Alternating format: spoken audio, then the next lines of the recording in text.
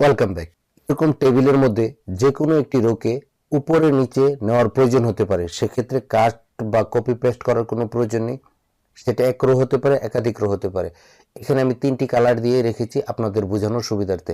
ধরুন আমি এখান থেকে এই 3টি রোকে আমি উপরে নিব, তার জন্য আমি প্রথমে এই 3টি রো সিলেক্ট করব।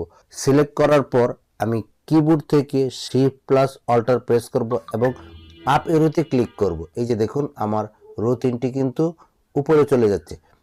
এখন আপনি যদি একটি রোকে নিতে চান, ধরুন আমি এখান থেকে বিউটিফুলটিকে নিতে চাই, বিউটিফুলটি সিলেক্ট করবেন এবং দেন শিফট প্লাস অল্টার প্রেস করে আপ এরোতে ক্লিক করবেন। এই যে দেখুন বিউটিফুলটি উপরে চলে গিয়েছে।